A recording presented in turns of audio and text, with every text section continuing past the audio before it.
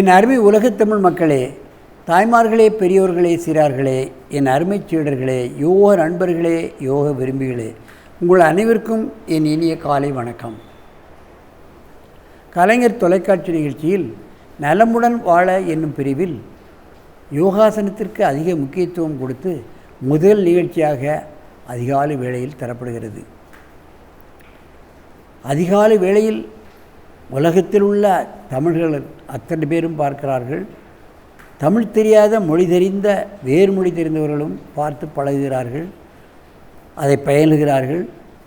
மனநோய், உடல் நோய் இவைகளை தீர்த்து கொள்கிறார்கள். அதுதான் உண்மை. அதை பாருங்கள். அதற்கு உதாரணமாக இன்றைக்கு நமது அரங்கிற்கு அமெரிக்காவில் வந்திருக்கின்ற ஒரு பெண், அங்கே 59 வயது, திருமணமானவர்கள், நர்ஸாக பணிபுரிகிறார்கள். 2 குழந்தைகள் இருக்கிறது, ஒரு பேர குழந்தை இருக்கிறார்கள். அவர் நர்ஸ் தொழிலோடு யோகாசனத்தையும் ஏதோ நூல்களை படித்து மற்றவர்களுக்கு கற்றுக்கொண்டிருக்கிறார்கள். முறையாக இந்தியாவுக்கு வந்து இந்த கலையை கற்றுக்கொள்ள வேண்டும் என்பதற்காக இங்கே வந்து தங்கி அவர் ஒரு தெரபி கோர்ஸ் 1 மாதம் இங்கே இருந்து எங்களோடு இந்த கலையை கற்றுக்கொண்டு இந்த மாத இறுதியில் செல்ல இருக்கிறார்கள். பாருங்கள், வெளிநாட்டவருக்கு இந்த கலை மீது இருக்கின்ற மோகத்தை பாருங்கள். இந்த கலை இந்தியர்களுக்குத்தான் உரிமை. ஆகவே அவர்களிடம் படித்தால்தான் நாம் முழுமையாக படிக்க முடியும், அந்த நுட்பங்களை தெரிந்து கொள்ள முடியும் என்ற ஆர்வத்தில் அங்கே இருந்து இங்கே வந்து தங்கி நமது உணவுகளை சாப்பிட்டு கொண்டு, வெஜிடேரியன் டயட், நேச்சுரல் டயட் இவைகளை சாப்பிட்டு கொண்டு காலையில் 6 மணியிலிருந்து இரவு 8 மணி வரைக்கும் பல்வேறு வகுப்புகள், அத்தனையிலும் கலந்து கொள்வார்கள். அத்தனையிலும் யோகாசனம் செய்வார்கள், சளைக்க மாட்டார்கள். நான் வெஜிடேரியன் டயட் சாப்பிடுவதில்லை. அந்த அளவுக்கு அவர்கள் மனோதிடம் பெற்றவர்கள். அவர்கள் இப்பொழுது ஒரு அற்புதமான ஆசனத்தை செய்ய போகிறார்கள்.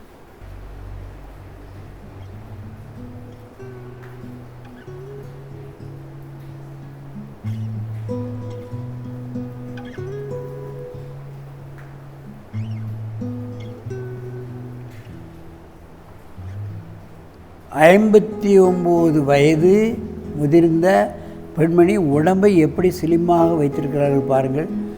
ஒரு குழந்தை பெற்றுவிட்டாலே தமிழகத்தில் பார்ப்பீர்களானால் இந்த இடுப்பு ஆற்றல் மாதிரி ஆகிவிடும். பார்க்கலாம், பெண்களுக்கு இடுப்பு பெரிதாகுவது ஒரு பெரிய நோய் என்றே சொல்கிறார்கள்.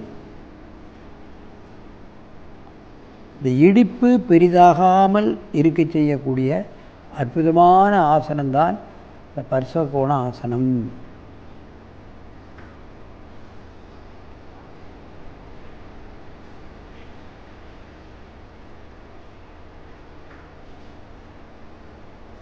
லெஃப்ட் அண்ட் இப்படி பாயும் பொழுது இடுப்பு சதை, தொடர் சதை இவைகளெல்லாம் நன்றாக இழுக்கப்படுவதை நாம் உணரலாம்.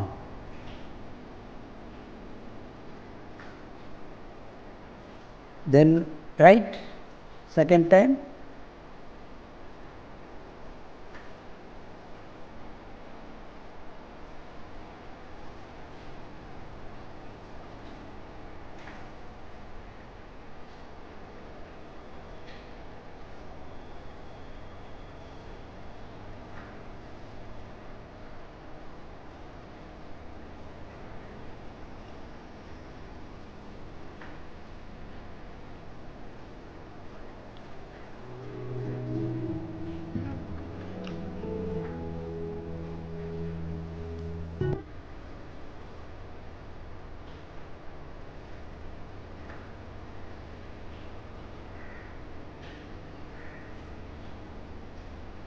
அனாவசியமாக செய்கிறார்கள், அதைத்தான் நாம் கவனிக்க வேண்டும். முகத்தில் பார்த்தால் கடுமை தெரியும்.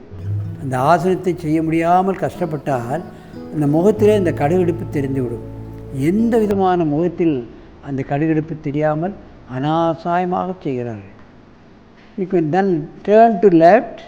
Yes, you can do it.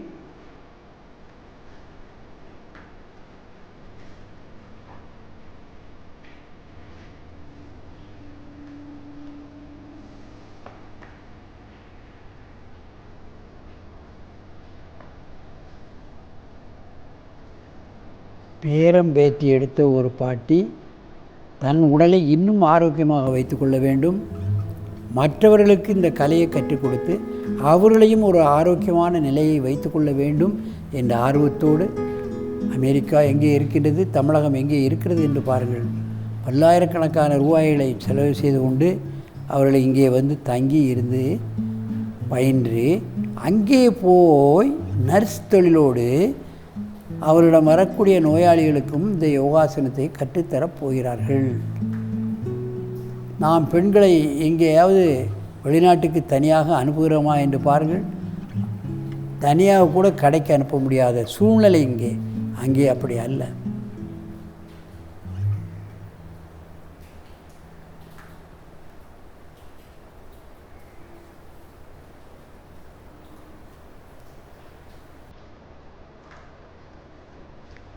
That's it.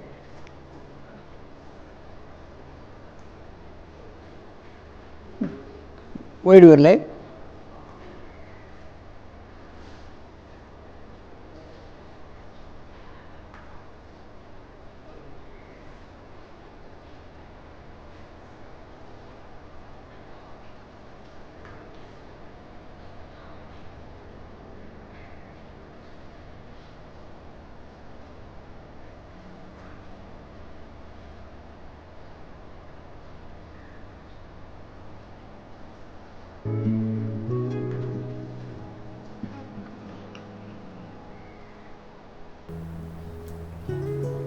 இடுப்பு பகுதியை மட்டும் தனியாக ஆசனங்கள். பெண்களுக்கு இடுப்பு தான் அழகு, இஞ்சி இடுப்பழகிம்பாங்க. சினிமாவில் பாட்டு வருகிறது. இல்லாத இடுப்பாலே இடிக்காத நீ என்ன என்று கூட ஒரு பாட்டு வருகிறது. ஆகவே பெண்கள் இடுப்பை அழகாக வைத்துக்கொள்வதற்காகத்தான் இந்த பாட்டெல்லாம் எழுதப்பட்டிருக்கிறது. Sit down in the padmasan.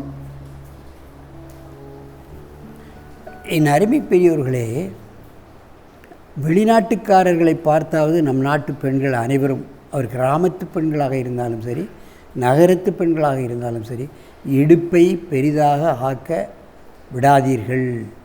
உங்கள் அழகை குறைத்துவிடும். அது ஒரு வியாதி என்றே சொல்கிறார்கள்.